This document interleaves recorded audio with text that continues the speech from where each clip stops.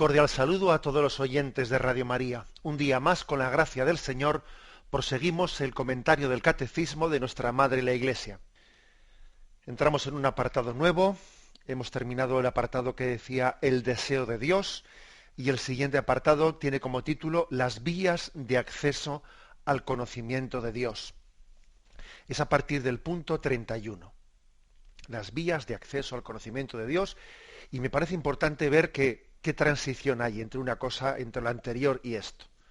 En el apartado anterior se había insistido en que el hombre tiene sed de Dios, que el hombre tiene hambre de Dios, que somos un ser, sí, material por una parte, pero con un hambre y un deseo espiritual. Somos un ser que, a ver cómo se explica, si somos meramente materiales, cómo se explica el hecho de que necesitamos algo que trascienda lo material de la vida para poder ser felices. Aunque se satisfagan nuestros instintos, aunque lo tengamos todo materialmente hablando, sin embargo, el hombre todavía tiene un deseo superior de felicidad. Decía pues un santo, San Francisco Javier, perdón, ¿no? Decía una expresión muy, muy gráfica, que somos un poco de tierra, pero con hambre de infinito. Bueno, pues después de esto, siendo así que basta observar al hombre y observarle en su interioridad para comprender esta apertura, ¿no? Apertura a la trascendencia, para decir, bueno, ¿y cómo conocemos esa trascendencia? Esa apertura que el hombre tiene a un ser superior, ¿cómo llegamos nosotros a conocerle? Entonces, claro, aquí se plantea una cuestión. La cuestión es el hecho de que el hombre esté abierto al infinito, el hecho de que el hombre, a pesar de ser un ser pues, material, vamos, con toda su corporalidad, etcétera, sin embargo tiene una dimensión espiritual que le da una apertura a la espiritualidad, eso ya por sí mismo, eso ya demuestra la existencia de Dios. Entonces, bueno, decimos, bueno, no diríamos que no es que lo demuestre, pero sí es verdad que lo postula. O sea, es decir, si Dios existe, entonces Él vendría a satisfacer plenamente ese deseo del hombre de infinita felicidad. El deseo del hombre, la sed del hombre, es muy importante, importante porque de lo contrario estamos hablando de algo que al hombre le resulta insignificante, a mí no me dice nada, porque es muy importante. De lo contrario, hablamos de cuestiones que para mí son ajenas. Si fuésemos a hablar de pruebas de existencia de Dios, y dice, bueno, ¿y a mí qué más me dará? O sea, si yo no tengo a mí no me va nada en la vida, ni que exista ni que no exista. Pero es que, claro, no es así. El hombre no es indiferente ante la pregunta de la existencia de Dios, porque tiene hambre y sed de infinito. Luego, le va mucho que Dios exista o no exista, vaya que sí le va, ¿no? Bueno, entonces, aquí se plantea la siguiente cuestión, ¿no? En la historia del pensamiento, pues muchos filósofos, muchos teólogos, como Santo Tomás de Aquino, etcétera, pues han utilizado todos sus recursos intelectuales pues para hacerse esta cuestión, ¿no? Hacerse la pregunta y ver por nuestra razón natural. Todavía aquí, como si os fijáis, no estamos apoyándonos en la revelación de Dios para hablar de Dios mismo. Este es un apartado en el que estamos hablando de Él desde la capacidad natural que tenemos de conocer a Dios. Digamos que más que teología, en este apartado estamos haciendo lo que se llamaría pues teodicea, o sea, utilización de la filosofía para preguntarse sobre Dios. Entonces, lo primero que hemos concluido desde la razón es que la existencia de Dios, desde luego, no es insignificante. Claro que es significante, porque el hombre tiene un deseo de infinito que en esta vida no puede ser saciado. Y entonces, que el hecho de que si Dios existiese, ciertamente, sería la plenitud de la existencia del hombre. Ahora, claro, viene una cuestión. ¿Pero existe o no existe? Porque digamos que la sed no demuestra el oasis. El hecho de que exista, que el hombre tenga naturalmente una sed de Dios, eso no demuestra que exista Dios. Entonces, por eso ha habido algunas críticas de ateos como Feuerbach y otros y otros pensadores de los cuales nació pues el marxismo, que ellos hicieron la siguiente acusación a la religión, ¿no? Decía, la religión se basa en menos deseos. La religión, en el fondo, es como hacer verdad un sueño. Entonces Feuerbach y estos pensadores dicen, el, el deseo, el deseo que el hombre tiene de una vida más allá de la muerte, el deseo que el hombre tiene de que haya un ser que le quiera, el deseo no demuestra la existencia de eso. Una cosa es que tú tengas un deseo, pero otra cosa es que ese deseo exista. Y entonces, bueno, pues estos son Feuerbach y este tipo de pensadores ateos acusan al hombre religioso de haber dado credibilidad a sus sueños. El hecho de que tú tengas un deseo de Dios no quiere decir que los deseos existan, ¿no? Lo que he dicho antes, ¿no? Pues la sed no demuestra el oasis. Y este razonamiento hay que reconocer que es verdadero. O sea, es decir, que uno no puede únicamente sustentar la existencia de Dios en que Él tiene deseo de que eso sea así. O sea, es verdad, ¿no?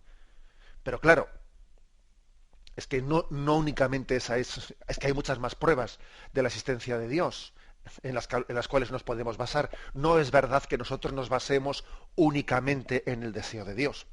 Aunque es verdad que hay que reconocer que la historia del pensamiento, algunos argumentos que se han planteado, pues quizás estaban planteados, bueno, como el de San Anselmo en el siglo XI, pues que por ejemplo era un tipo de razonamiento, ¿no? El argumento ontológico que se llama de San Anselmo, con el que él intentó demostrar la existencia de Dios en el siglo XI, pues bueno, pues entendemos que hoy posiblemente no lo utilizaríamos, pues porque nos parece que hay otros argumentos que están más logrados. San Anselmo lo que venía a decir en su obra del Proslogion, lo que venía a decir más o menos decía de la siguiente manera: Dios es el ser supremo, es alguien que decimos de él que no hay nada superior, o sea, tiene la suma perfección.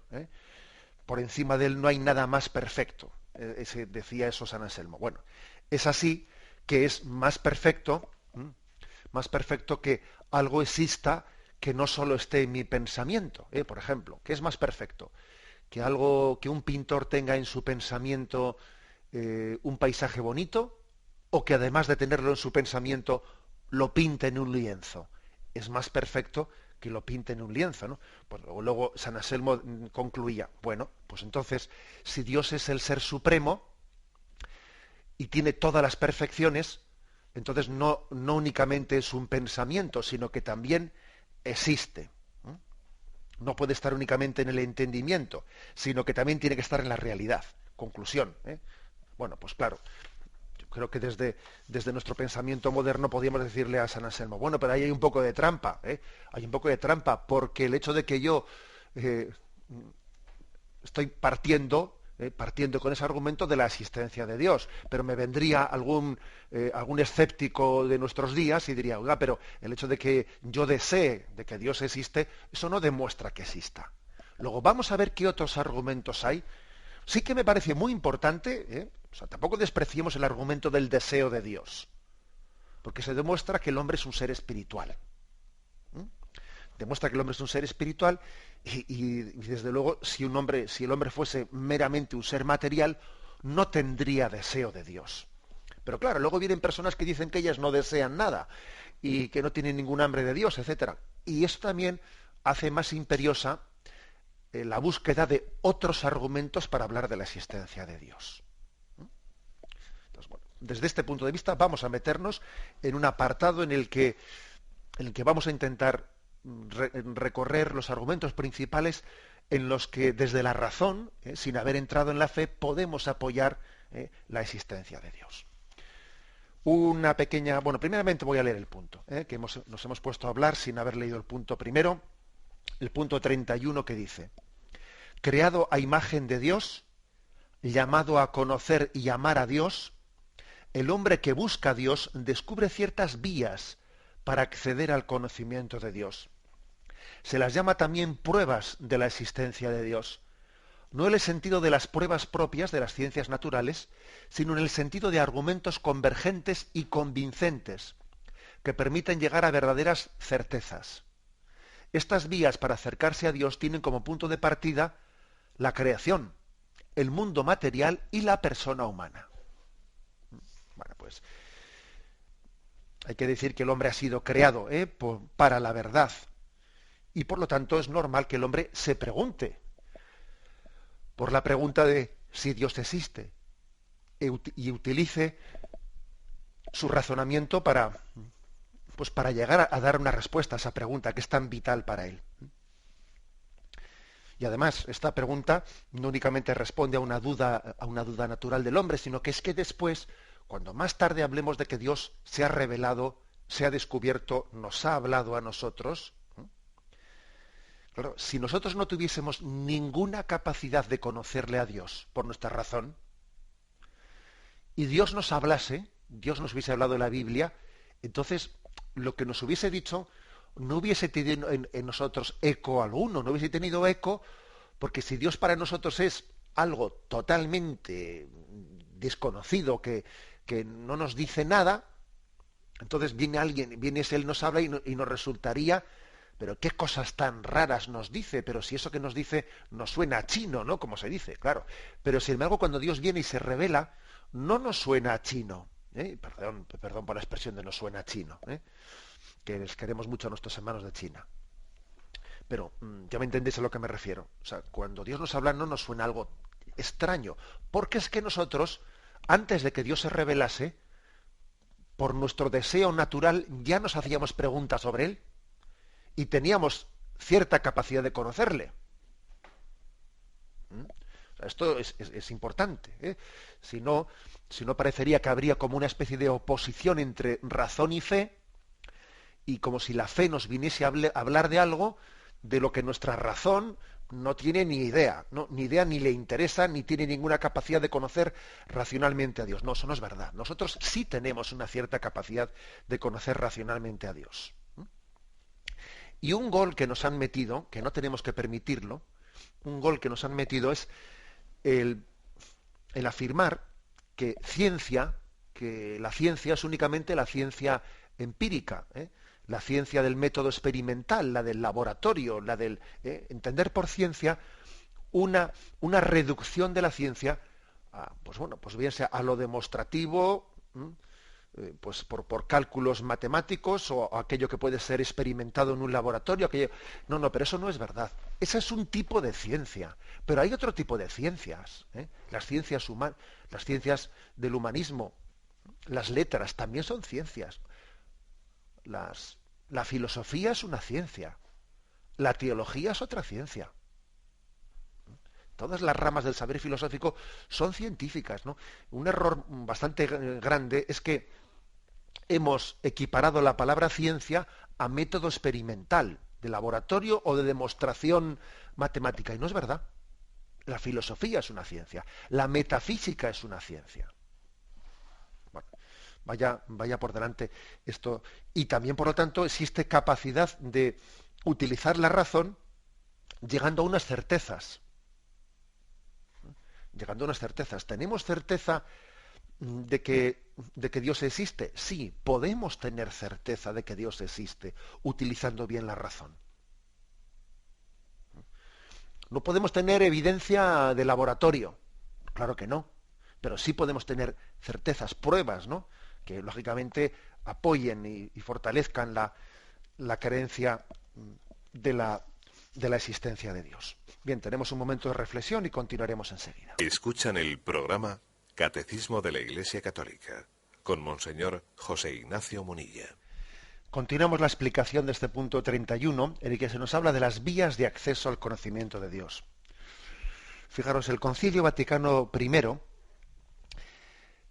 definió como parte de nuestra fe católica, como un dogma de fe, la capacidad racional que el hombre tiene de conocer a Dios.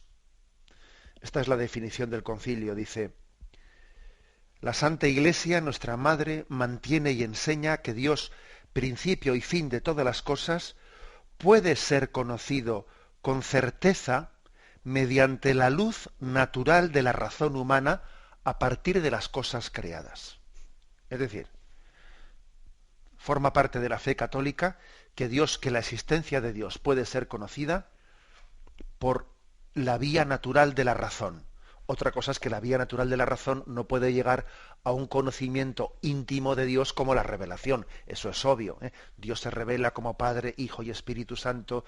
Dios nos revela su plan de salvación, su historia de salvación, y eso no puede ser conocido por la mera razón. Eso necesita que Dios se revele.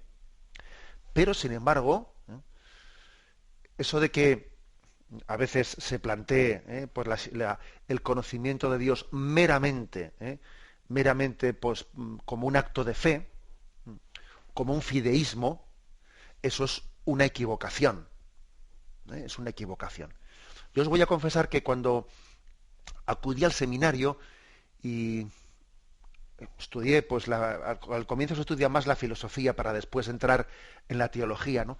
Y cuando estudié la filosofía y nos explicaron la teodicea, las pruebas para argumentar la existencia de Dios, etcétera, una cosa que me sorprendió mucho es que la Iglesia no predica un fideísmo, no predica, la Iglesia católica no tiene ese concepto de fideísmo en el sentido de, bueno, que la fe es un puro acto de fiarse por encima de la razón, ¿no? Es decir, no te apoyes en tu razón, sino apóyate únicamente en tu confianza en Dios, ¿no?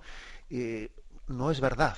La fe católica no se apoya en un fideísmo, como quizás podría pues, ser más propio del mundo protestante, que es más fideísta, ¿no? La fe católica cree en la razón y utiliza la razón para argumentar desde ella la existencia de Dios. En realidad, puede ser más enemigo de la fe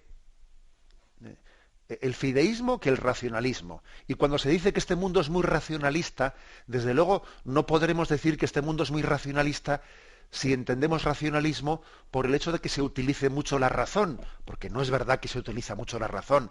Este es un mundo, una cultura en la que más que razonar, lo que se hace es sentir, o sea, que lo que hay es mucha emotividad, mucho sentimiento, mucho me apetece, no me apetece, ¿no? Pero desde luego pocos argumentos de razón. Entonces, por racionalismo se entiende en todo caso un racionalismo entendido como no utilizar la razón, sino creer meramente en la ciencia, en una razón práctica, etcétera, pero no una razón discursiva. Por desgracia hay muy poco racionalismo, en el sentido de que se utiliza poco la razón discursiva. Sí se utiliza mucho la razón práctica, creer únicamente en lo que es demostrable científicamente, etcétera. Pero la Iglesia católica es amiga de la razón, y creemos que en ella hay muchas apoyaturas para demostrar la existencia de Dios.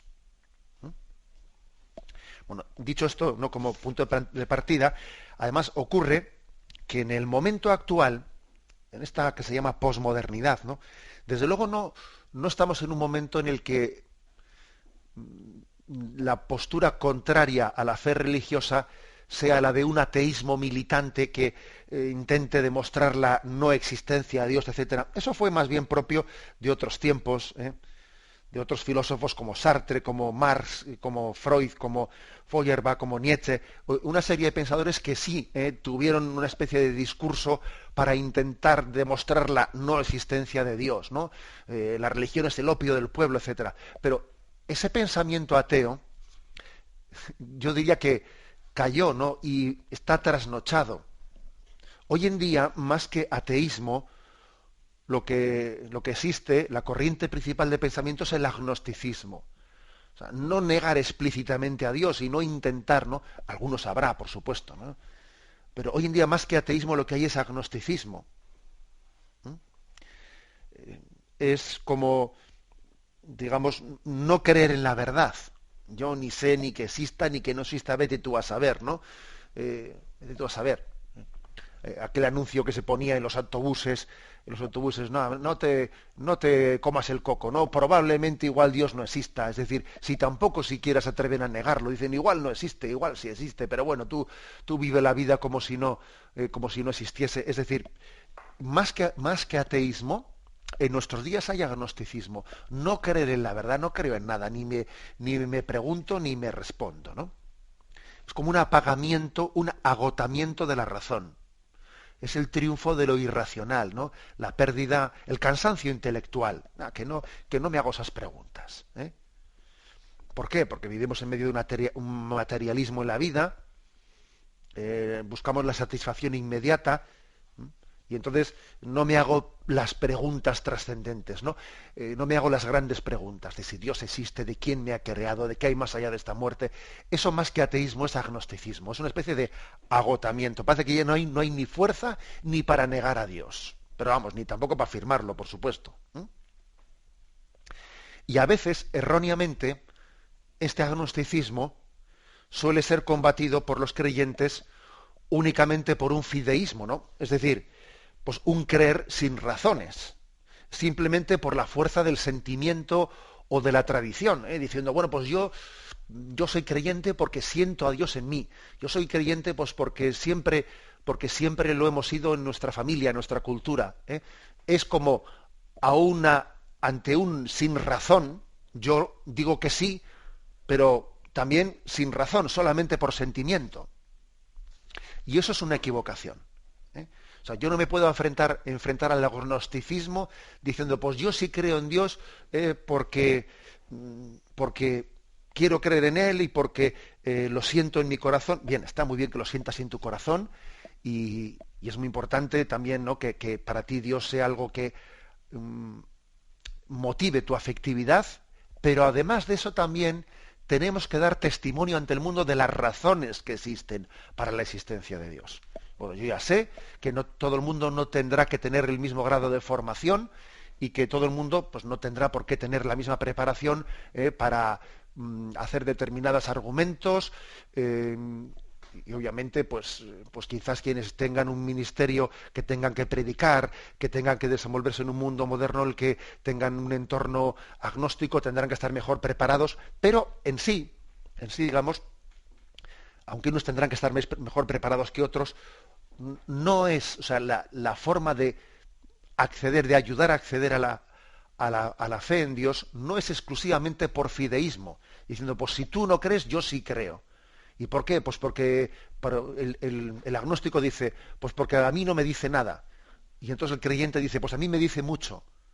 Y entonces, bueno, pues tú eres agnóstico y yo soy un creyente y fideísta, en el que me fío de Dios, pues por sentimiento, ¿no? Pero eso es corto.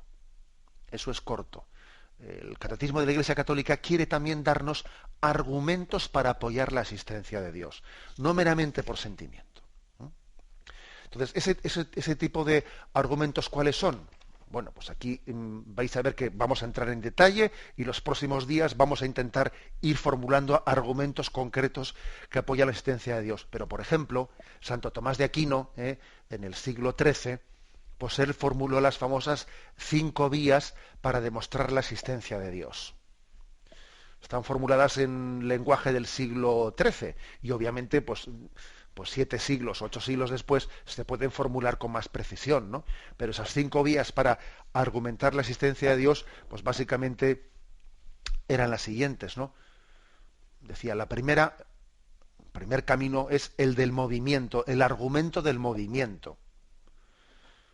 Y él dice, la realidad del mundo está en cambio, está en movimiento.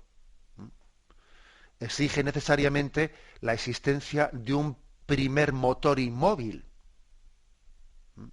porque no es posible fundarse en una serie infinita de iniciadores del movimiento. Es decir, Santo Tomás de Aquino dice, vamos a ver, las cosas están en movimiento porque han sido movidas por otro ser anterior. Y ese ser anterior está en movimiento porque otro ser anterior le había movido a él. Y ese ser anterior por otro. Hay como una cadena de movimiento en el mundo, ¿no? Pero dice, pero si no hubiese existido un primer motor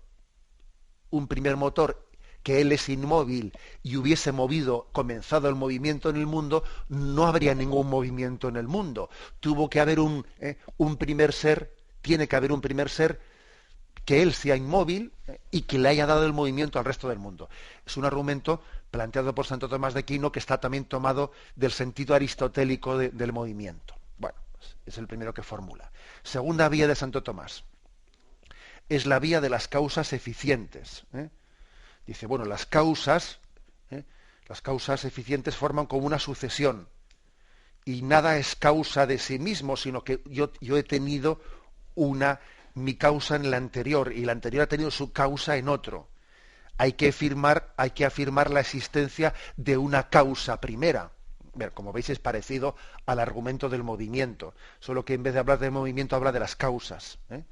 Si yo tengo, mi causa está en una cosa anterior y la cosa anterior tiene su causa en una anterior, tendrá que haber habido alguien que haya tenido su causa primera y haya dado las causas a los demás. De lo contrario, pues es que no hubiese comenzado nunca esta cadena de causas. Tercera vía. La tercera vía es la vía de la contingencia y del ser necesario. Dice él, como es un hecho que hay seres que existen y que podrían no existir, es decir, que son contingentes, contingente quiere decir que existe pero que podía no haber existido. Es forzoso que exista un ser necesario, ya que de otra forma lo posible no sería más que posible. Ya intentaremos explicar esto un poco con una forma más sencilla y con ejemplos prácticos para que no sea muy abstracto. Pero viene dicho muy sencillamente, es decir, a ver, si el tercer argumento, la tercera vía de Santo Tomás, ¿no? Dice, si todas las cosas son contingentes, es decir, que son, pero podrían no haber sido, bueno, pues entonces no se explica el mundo. Tendría que haber algo que sea necesario y que haya hecho que las cosas que podían haber sido o no podían haber sido hayan comenzado a ser. La cuarta vía de Santo Tomás es la vía de los grados de perfección. Dice él, puesto que todas las cosas existen según grados, hay grados de bondad, hay grados de belleza, hay grados de verdad, ¿no? Debe existir el ser que posee toda perfección en sumo grado, respecto del cual las demás cosas se comparan y del cual participan. Dice, mira, él viene a decir, si todo tiene una graduación, tiene que existir el ser que tenga la graduación máxima. Y la graduación máxima es Dios, es la suma belleza, es la suma verdad, es la suma bondad. Y quinta vía o quinto argumento es la que se llama el argumento del orden o de la finalidad, ¿no? Y dice, existe un diseño o un fin en el mundo por lo que hay que concluir que tiene que existir un ser inteligente que haya pretendido la finalidad que se observa en el universo. Vamos a empezar por este último argumento. Pero, es decir, dice, oye, en este mundo hay un orden muy grande. Y es más, existe como un fin en el universo. El mundo tiende hacia, ¿no? O sea, hay un orden en el cual, pues, por ejemplo, el hombre es el rey de la creación y todo el universo está al servicio del hombre, ¿no? Bueno, entonces alguien tendrá que haber un ser inteligente que haya dado a este mundo este orden, estas leyes, esta finalidad, ¿no? Bueno, estas son las 5 vías de Santo Tomás, pero han sido quizás las más conocidas, pero ha habido otros muchos intentos de explicar racionalmente la existencia de Dios. Queremos centrarnos, pues, en este aspecto concreto. Tenemos un momento de reflexión y continuamos enseguida. Continuamos en esta explicación de cuáles son las vías del acceso al conocimiento de Dios. Pasando al punto 32, dice así. El mundo. Digamos que el catecismo ha distinguido entre el mundo material y la persona humana como vías de acceso a Dios. Es una manera de dividirlas. Un tipo de razonamientos se van a basar en la existencia del mundo y otro tipo de razonamientos se van a basar en lo que es la persona humana. Bien, pues comenzamos por el mundo. El punto 32 dice, a partir del movimiento y del devenir, de la contingencia, del orden y de la belleza del mundo, se puede conocer a Dios como origen y fin del universo. En el fondo aquí está citando las vías de Santo Tomás, ¿no?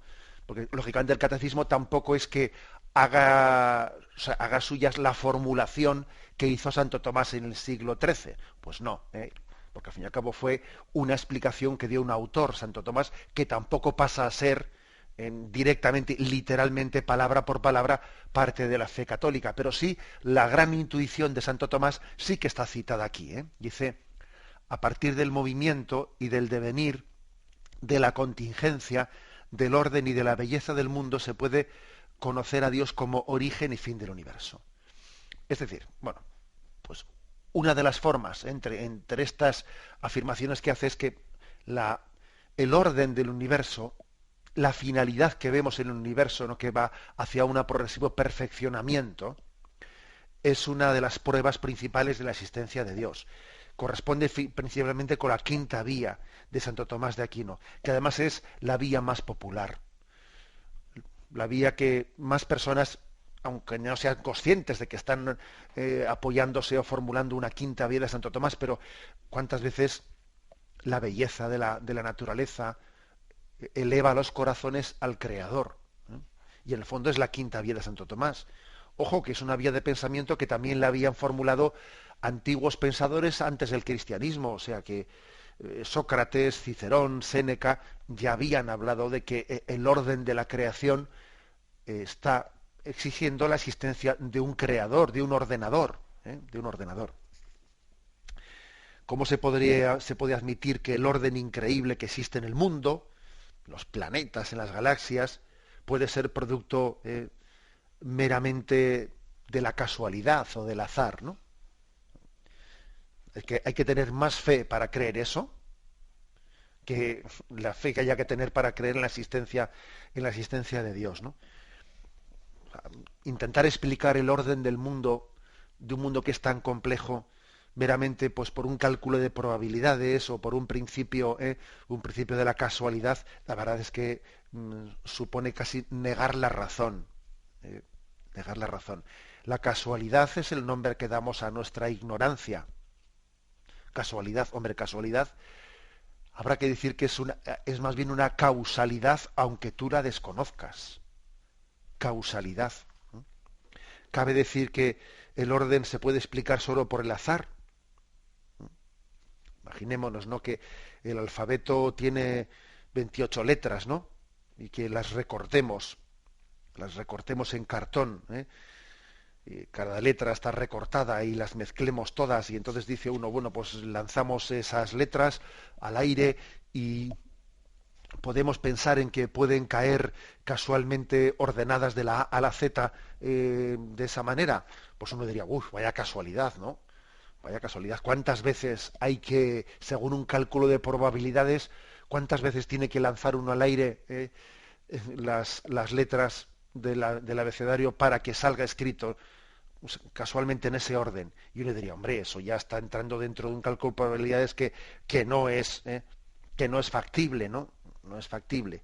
Bueno, pues este ejemplo que he puesto se queda muy corto si tenemos que compararlo con el cálculo de probabilidades que haría falta para que se explicase por el azar, el orden en cualquier pequeña parte del universo, que eso comparándolo, bueno, incluso recuerdo haber leído un estudio sobre el azar en el que se hacía una comparación con respecto al orden que existe dentro de un ojo humano.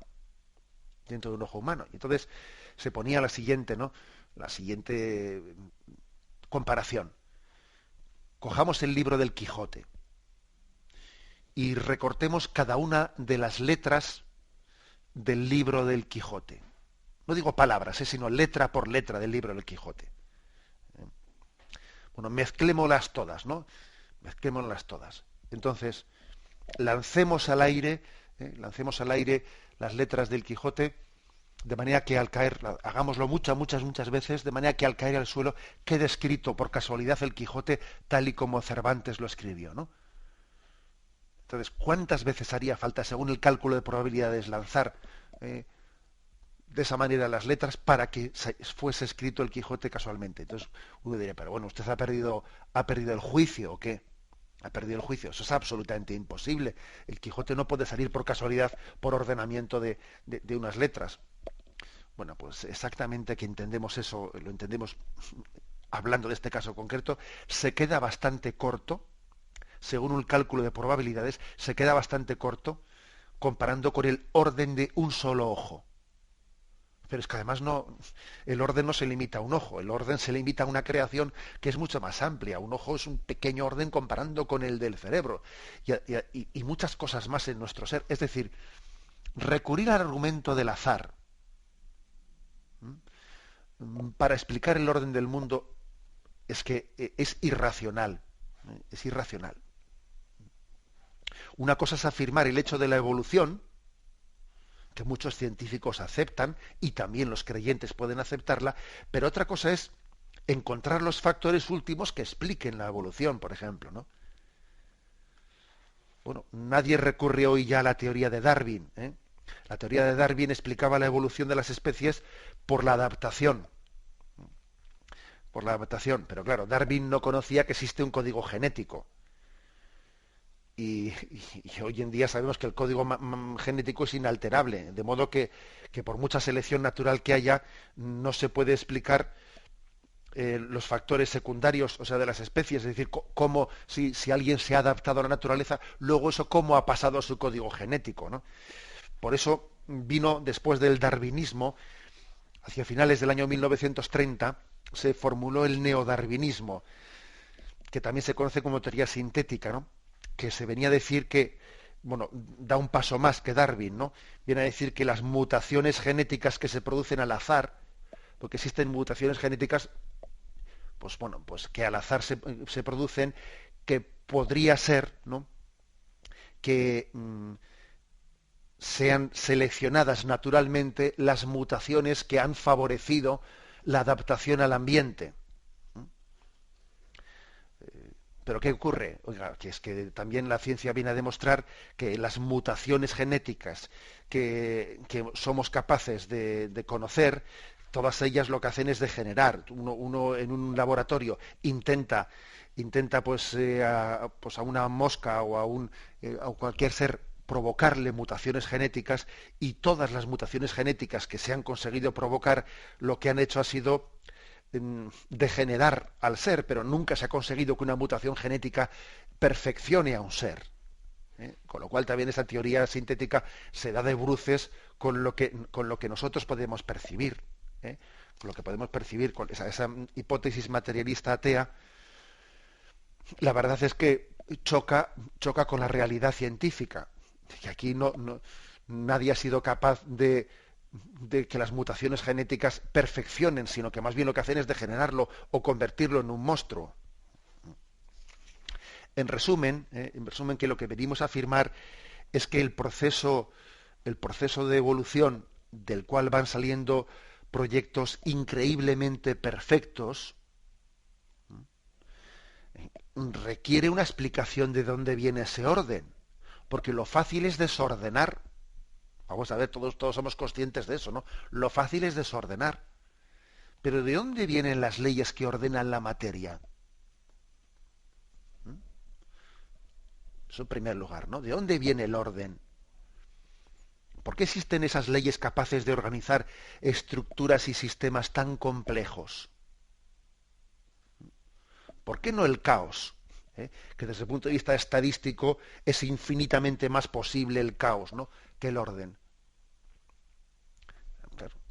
Entonces es que claro que existen, por lo tanto, ¿no?, argumentos racionales para fundar la existencia de Dios, y uno que es el que Santo Tomás formula, la quinta vía, es el orden del mundo.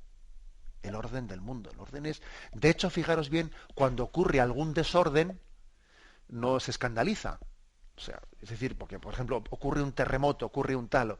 Bueno, aparte de que también es cierto que el terremoto está permitiendo que al mismo tiempo crezcan los montes, y que al elevarse los montes, o sea, se empujan placas tectónicas que al empujarse permiten que los montes se eleven, y al elevarse los montes pues pueden permitir toda una regeneración de la naturaleza. Pero obviamente también existen, ¿no? O sea, la creación no es perfecta. Existen pues daños muy grandes que se derivan de un terremoto. También existen mutaciones genéticas, como ejemplo como el síndrome de Down, que de vez en cuando ocurren, que hace que nazca un ser plenamente digno, ciertamente, pero con unas capacidades naturales mermadas. O sea, existen también desórdenes, pero ojo, si los desórdenes nos llaman la atención, es porque esos desórdenes están teniendo lugar en medio de un orden muy grande. Si no existiese el orden grande del mundo, los pequeños desórdenes que existen no llamarían la atención. Con lo cual, sigue estando ahí presente la pregunta de dónde viene el orden.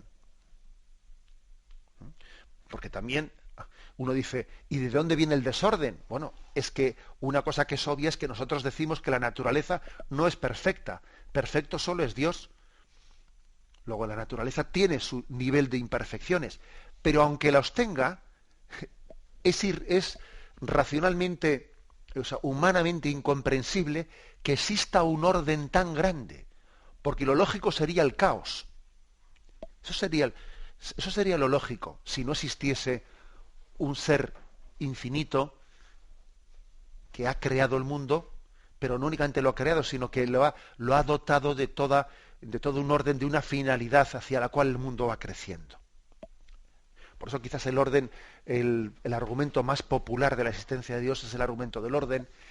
Y cuántas veces la contemplación de la belleza, la contemplación de la naturaleza, o cuando vemos un programa de esos de televisión que habla de la naturaleza, uno dice, pero hombre, es impresionante ver el orden de la naturaleza, este equilibrio ecológico tan grande, ¿no?, que vemos en esos programas. Ese equilibrio ecológico, de él se puede deducir la existencia de unas leyes ordenadoras, y de esas leyes ordenadoras obviamente se tiene que deducir la existencia de un ser infinitamente inteligente que conduce los destinos de este mundo. Lo dejamos aquí, damos paso a la intervención de los oyentes. Podéis llamar para formular vuestras preguntas al teléfono 917-107-700. 917-107-700. Sí, buenos días, ¿con quién hablamos? Aquí, Alicante. Buenos días, no sé Dios, Padre. Sí. Adelante, le escuchamos. Gracias por atenderme. Yo quiero, de forma concisa, saber su opinión sobre la día que yo conocí al Señor. Fue una circunstancia de enfermedad. Yo soy de profesión médico. Entonces, lo digo porque yo, visto esto, mi enfermedad era muy grave y yo me estuve cuidando a mí misma.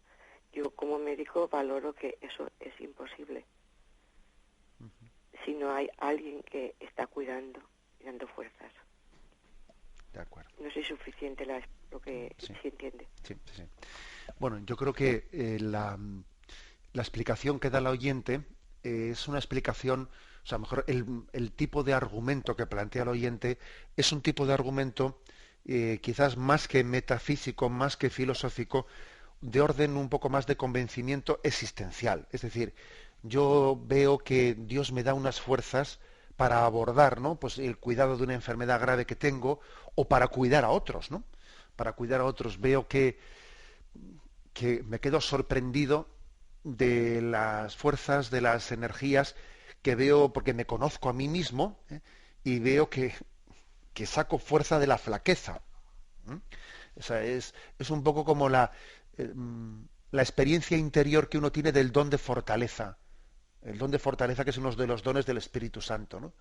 Esto también con mucha frecuencia lo hemos escuchado. No sé de dónde he sacado fuerza. O sea, Dios me ha asistido, ¿no?, en mi debilidad. Bien, es un argumento más de orden experiencial, que de orden metafísico. Claro, pero yo pienso que sin pretender hacer de ello un argumento metafísico, obviamente nos sirve. Si posiblemente usted argumentase tal cosa en un debate filosófico, bien, nosotros le dirían, claro, pero usted se pensaba que esas fuerzas no las tenía, pero sí las tenía ocultas y usted no las había desarrollado.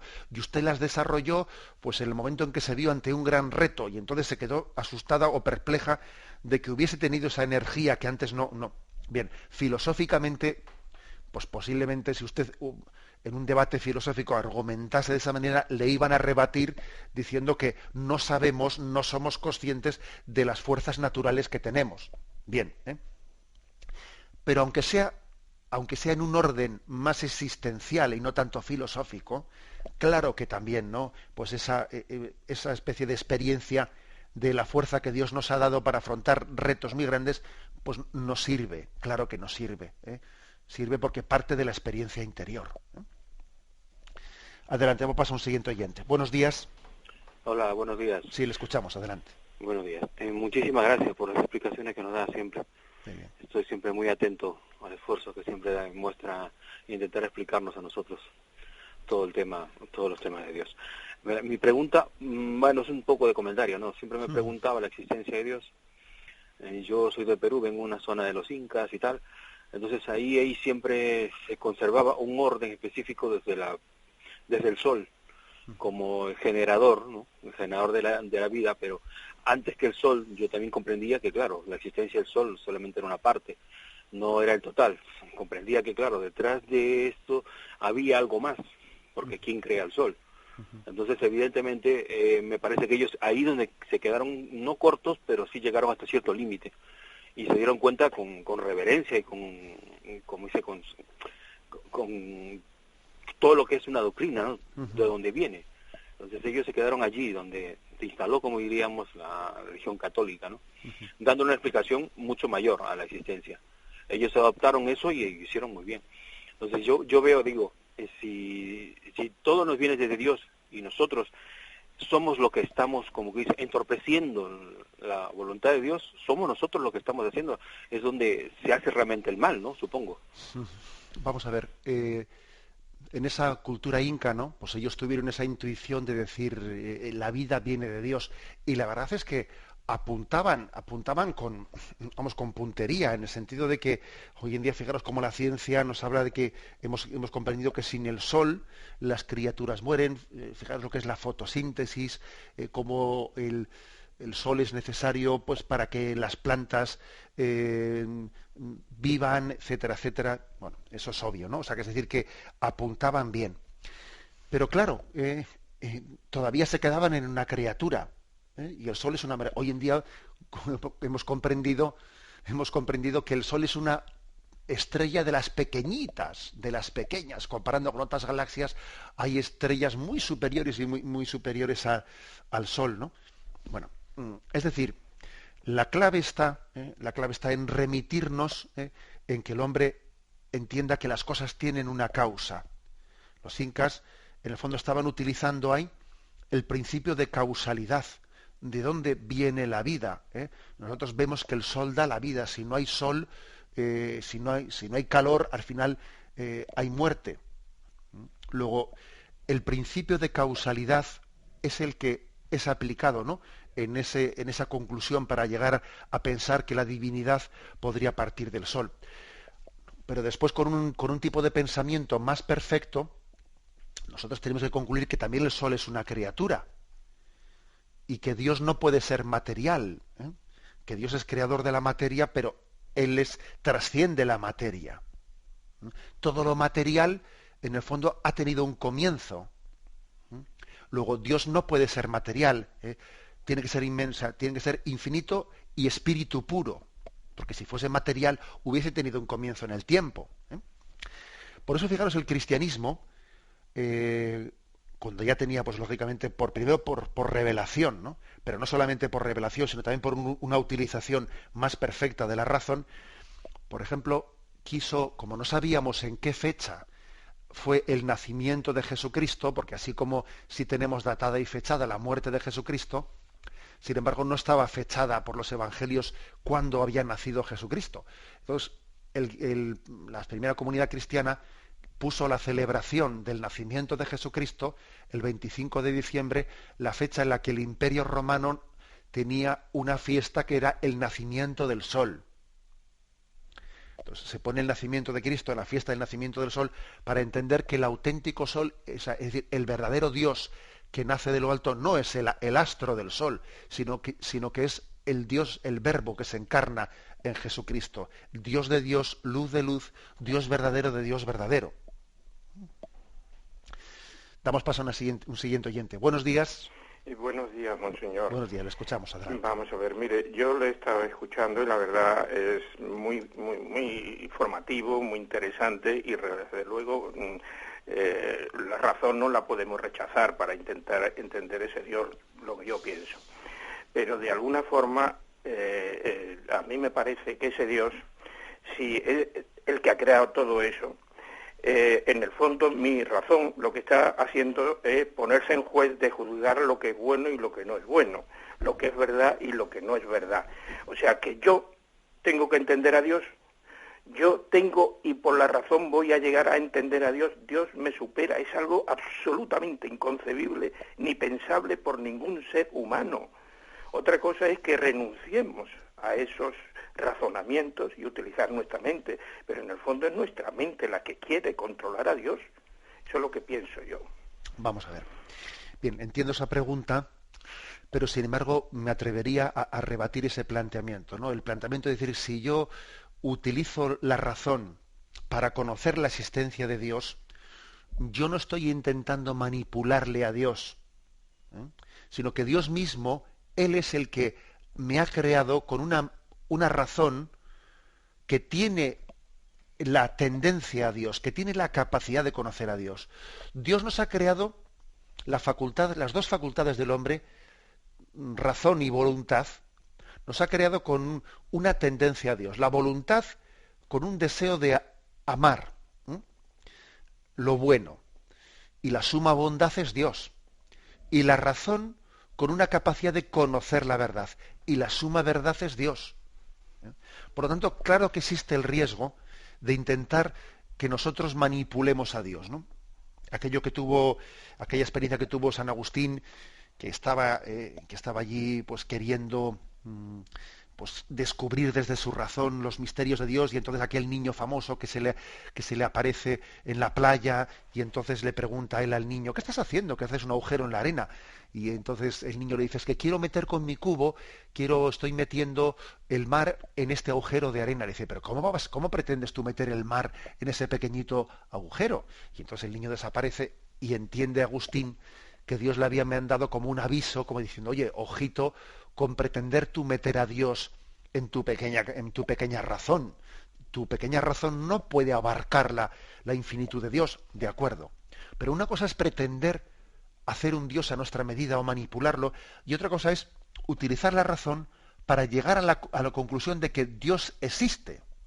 Eso no es manipular a Dios, sino que eso es utilizar la razón conforme al fin que Dios la ha creado, y utilizar la voluntad conforme al fin de lo que Dios la ha creado, que es conocer la verdad y amarla. Tenemos el tiempo cumplido. La bendición de Dios Todopoderoso, Padre, Hijo y Espíritu Santo, descienda sobre vosotros. Alabado sea Jesucristo.